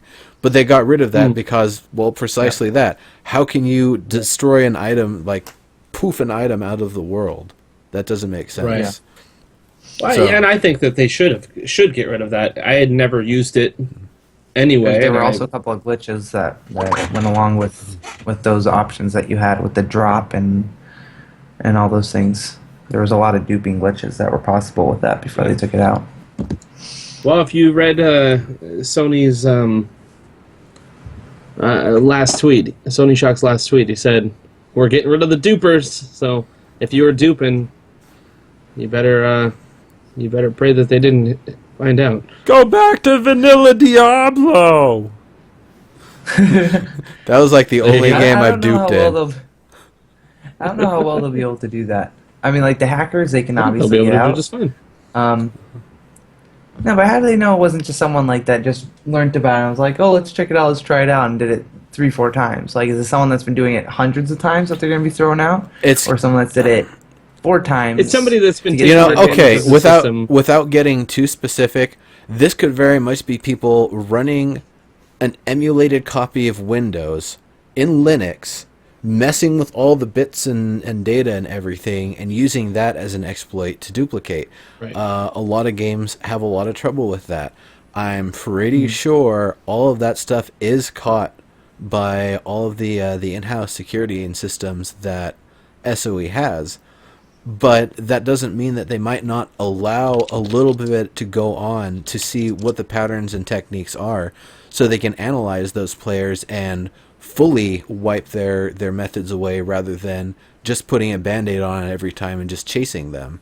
So they've done a great job in the past of knocking hackers out. Hackers basically gave up on PlanetSide 2 because they were finding their serial numbers on their hard drives were getting banned. So, that's... they go to pretty decent extent to look up your shit to make sure you're not continuing to cause trouble after they've removed somebody. Pantera says, "Don't smoke dupe." No, smoke swizzle. There you go. Swizzle all day, every day. Swizzle. I still haven't gotten my hands on it yet. I think Dig's got some at some Really? point. Oh, it boosts your energy like crazy. Does it still make you trip out? Not that I had noticed. Wow. Man, you had that at the ready. I know, dude. I don't even know how to do those, much less. It's I got Unicode 100 stuff, of them. isn't it?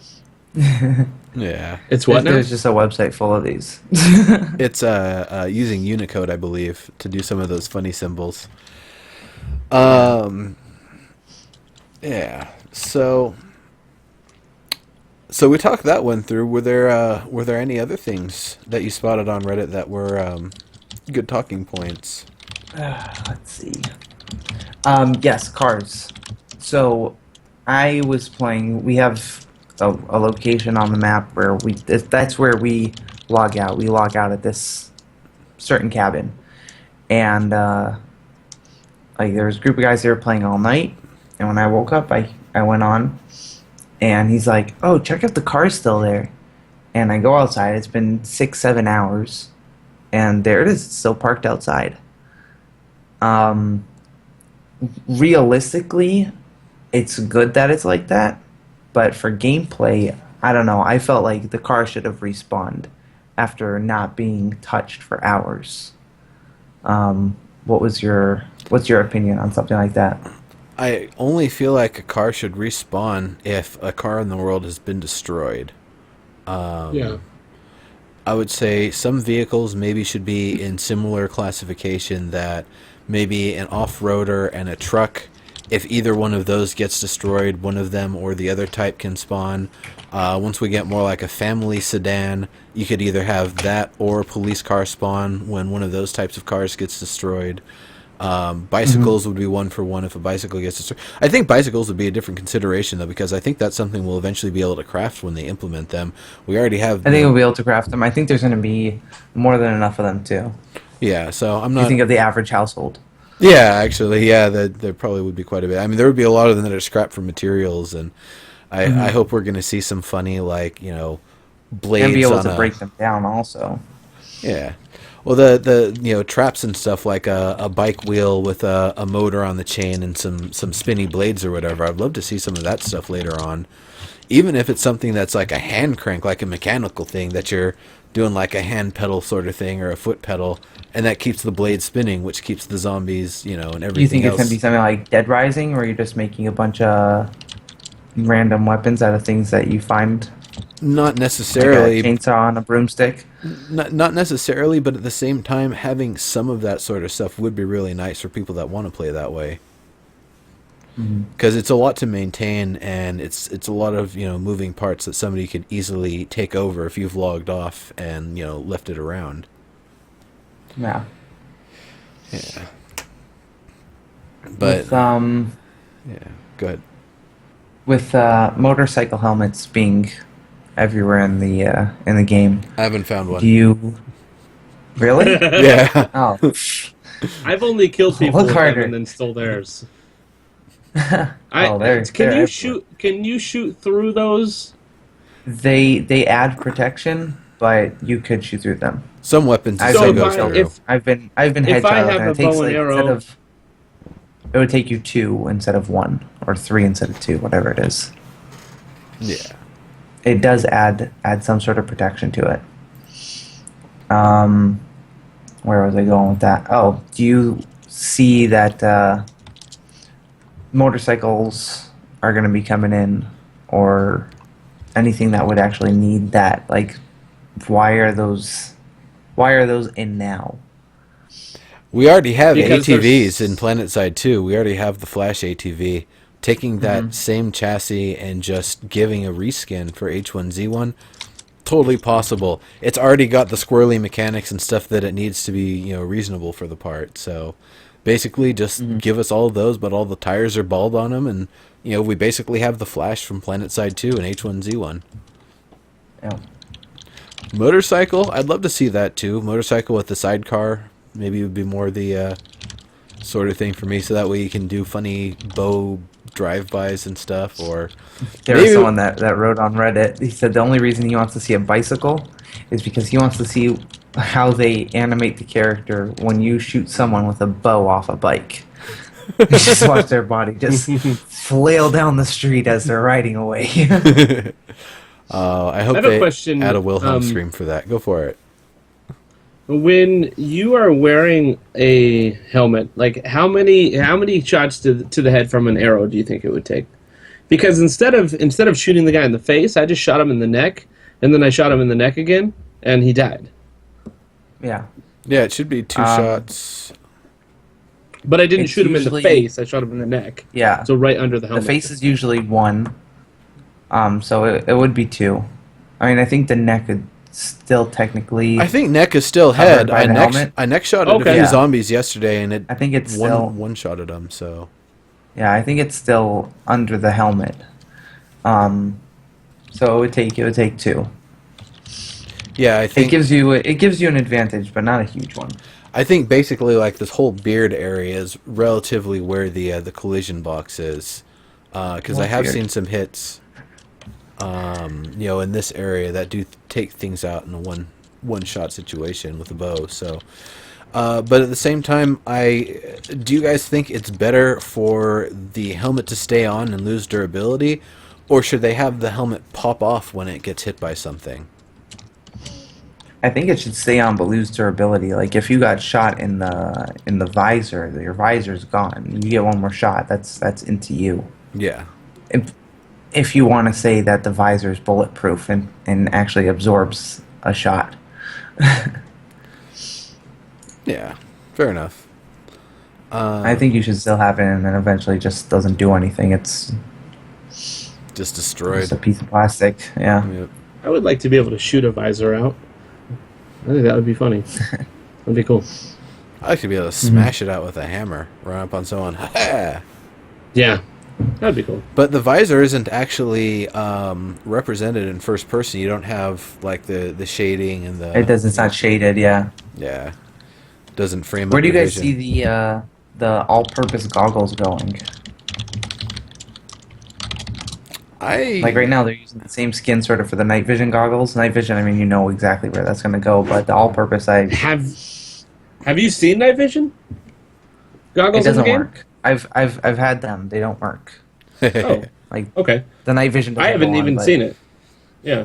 You get them in the cache, in the weapon cache at least Oh, LJ's Pleasant Valley if you get the key. gotcha. The goggles Yeah. I would see as specifically a crafting item. Sorry about that. So, yeah, you can put them on. Maybe they give you just the slightest protection, if any. But it's that you use those in conjunction with other things to make a better item, to make, take a partial helmet and make it a full helmet. To make maybe not necessarily night vision goggles, but I don't know. I don't know what sort of stuff you'd be able to do with them. Honestly, I haven't tried messing around. Yeah. Maybe make binoculars or something if you get 2 sets of goggles or something. Who knows? That'd be cool. Have you guys used the binoculars? No, No, but I've used the. I have them on my character right now, but I haven't Yeah. tried it. I yet. wasn't super impressed by it. Like I'm not impressed by this sniper rifle zoom either. Yeah, the I don't know. Like 308. I'm sort of comparing it to a Daisy long range scope, where I mean you just see well across the map with that. But Well, they these, could add those. Like they have as much as a 12x magnification in PlanetSide 2, and it works just fine. So what is the like a real sniper rifle? What is the magnification on like a real legitimate? A legit Like one's long-range got sniper. variable magnification for one thing. Like usually if you What's a long range? I mean, like 20x magnification, I think, is about as far as Yeah. you're going to be able to see something and hit them before the horizon kicks in. okay, so basically something that I'm not really sure how that works, but something that's a mile away would, or let's say 100 feet away would be, you would see them. You would see something 2,000 feet away as though they're 100 feet away. Yeah. Okay, so I mean, if it's Probably, yeah. like maybe it is working to that effect. Maybe it's not 20, but maybe it's 10, and maybe it's working to that effect, and it's just a longer than I you mean, thought I figured away. that so far. Yeah, I figured like so far it's just an early access placeholder. Um, Yeah, but I it think just it seems is. like it's very like the binoculars are very very short range. They're not. Mhm. Oh my gosh! Look, I can see there's someone in that cabin on the other hill. It's I'm assuming there's a they're cabin on the other hill. recreational. I'm assuming they're They are, recreational yeah. binoculars. They're bird watching So I mean binoculars. the They're bird binoculars watching, at the Walmart probably aren't going to be able to do that anyway, or the Romeos or whatever. Do you think we should be able to have like a makeshift scope, like putting a telescope on top of it or something? And it's like, well, I could, it's a 40x scope. It's going to be kind of unwieldy, and it's maybe not going to be zeroed at all. But I think it should, but you wouldn't be able to zero it. Like it would have to be randomized so that you don't know like, okay, well, people are eventually going to figure out what the pattern is to it. Like, okay, well, I used this scope, and now I know that I have to look at this part on the screen to get a headshot on that guy.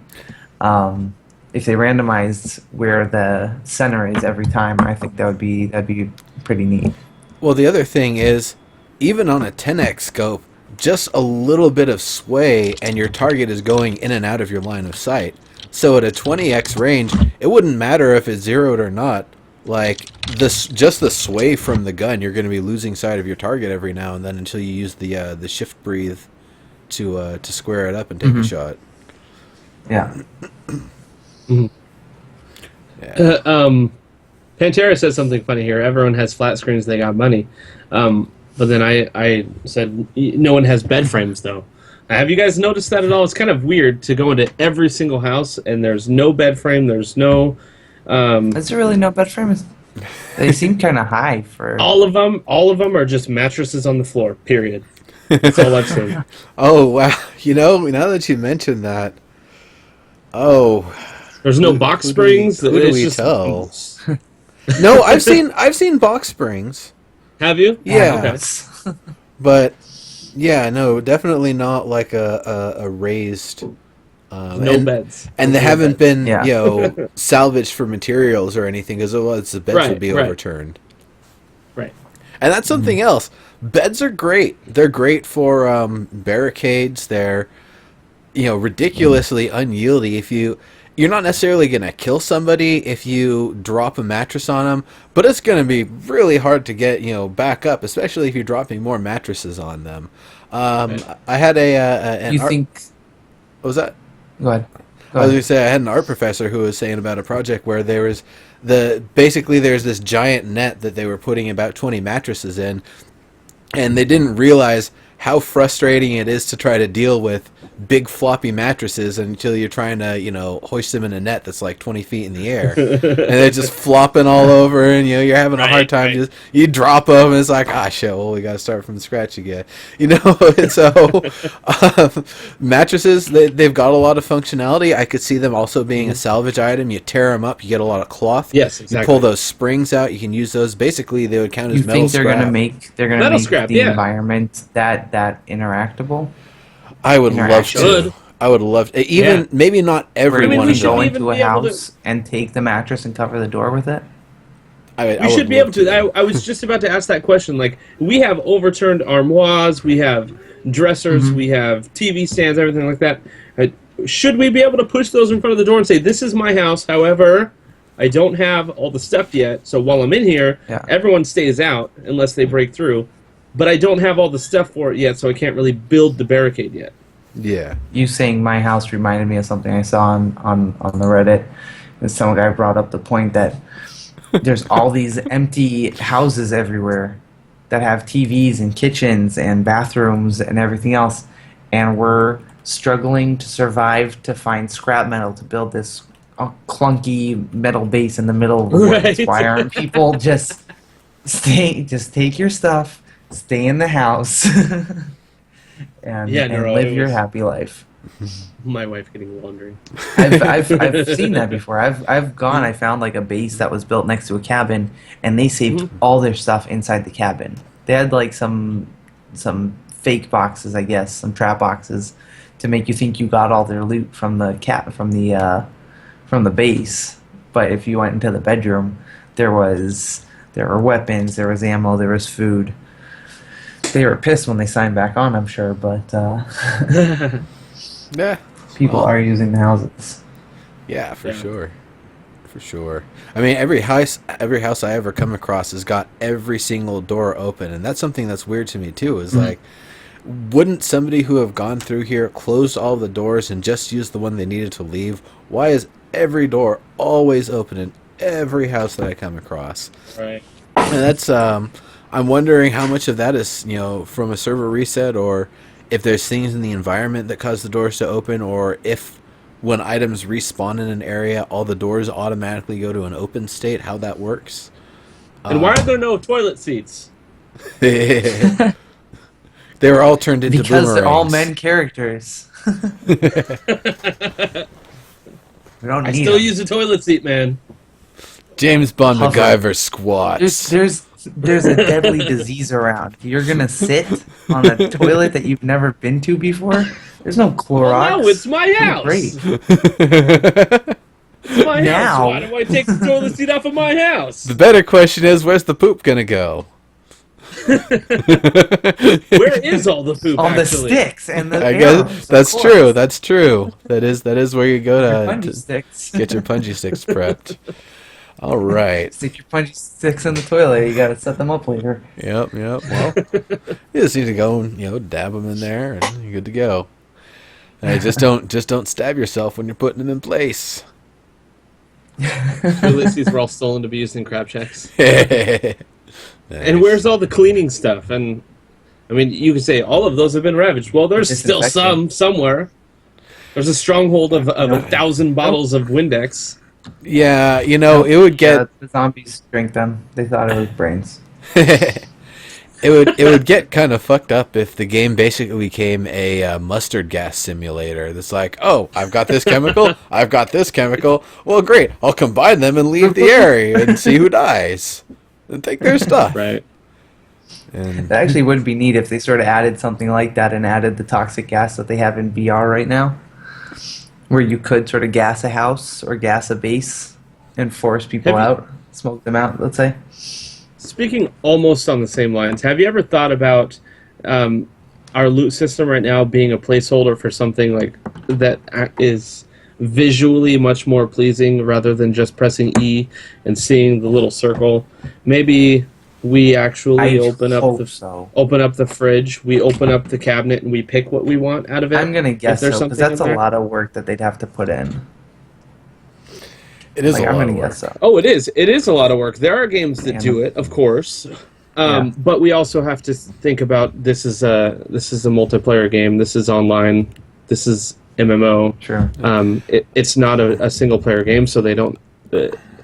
It's going to be a lot I hope they different. get rid of that little timer thing. Yeah. I hate watching the time that I've spent go by.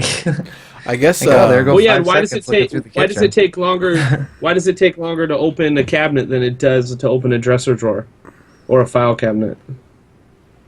It's weird, it? some of the timing on some of those things. I've noticed a single versus a group, and different stuff with that too. Yeah. So I guess we're getting kind of close to the end of the time here. So I guess any last thoughts that either of you had before we start wrapping up? Not from my end. Nope. Nothing for Where are all the toilet seats? That's it. Indeed. Done.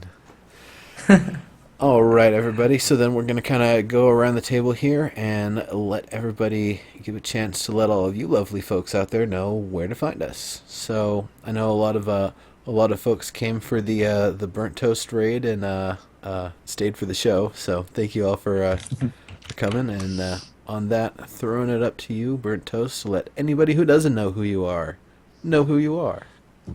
All right, I'm Burnt Toast. You can find me on Twitch at twitch.tv/BurntToastJ, or on Twitter at BurntToastJ, Facebook Burnt Toast, YouTube Burnt Toast, all the same Burnt Toast J, amongst all your favorite popular social networks, including the terrible Google Plus. If you're looking, if you're a Google Pluser, you can follow me there. You won't get any updates though. Just enough. saying. Sam Bicker. All right. Oh. Krem, how about you? You had to miss last week because of your glorious marathon and then the family time afterwards. So, Yes. Of course, I am the Reverend Kremchek. You can find me in-game on H1Z1 as the Reverend Kremchek on Doomsday, but don't turn your back. Especially in a church, because I have extra powers in churches. Yeah, you can find me, of course, here on Twitch by clicking that randomness there, or just going to twitch.tv/Kremchek. Twitter, Kremchek21. YouTube is Kremchek Blitzkrieg. Facebook is Chris Kremchek, I think. But you can find me all those places, and it's amazing. You should do it because I'm awesome. I do play on PC. I do play on Xbox. I newly play on a PS4 that my community has graciously funded for me, along with a bunch of other stuff, which was pretty amazing. So you can find me basically on everything now. Except a Wii, and that's probably not going to happen. So yeah, we're gonna play all the time, and we play H1Z1 primarily, but we're doing a nice PS4 playthrough of a couple sweet games as well. So just follow me and sit back and enjoy the ride. all right. Dave 1Z1, you've been lurking the whole time, dude. Hey, good to see you. One of the members of the dev team of H1Z1 coming to grace us at the very end of the show here. Oh, Dave 1Z1, yeah. Yeah. So Dave 1Z1. Having it. I'm Legendary Neurotoxin. This is where I broadcast a third of my stuff. A third of it's on Who's Gaming Now, and a third of it you haven't even seen yet because I haven't gotten started. But that's work related, so I'll get to that when I get to that. But other than that, thank you all for coming, everyone in chat. Great time, great interactions. Had a awesome time hanging out with all of you. A lot of great discussion going on there. You guys, obviously having you on, Burnt Toast J, fantastic. Thank you. Even though you told me where the TJ came from, I'm still going to assume that it's Tijuana related. So, on that note, I like how you say Tijuana. Tijuana. Well, it's either that or I gotta really honk it up. Tijuana. Anyway. Tijuana. So before we wrap up, are either of you guys going live right after we wrap here? Because I would love to bring the party along. I'm going live at 6. 3:30 in the morning for me. Oh, wow. Holy crap! Where do you live? I am off to bed. I am on the other side of the world. Oh, I didn't even know. You do not have an other side of the world accent. That's why when you're like, oh, I'm originally from the States. You're like, oh, it's at 1:30 Pacific. I was like, okay, I'll make it. Cool deal. Nice. All right. Well, yeah, then. but I'm going live at 6, but it's going to be for Madden because I'm trying to get on that Super Bowl train. So all right. It's not going to then. be H1Z1. Well, so let's go somewhere else. Seahawks? Yep. Stick around here after we wrap up then, and I will bring this party to another location. Thank you all, and see you later. Bye.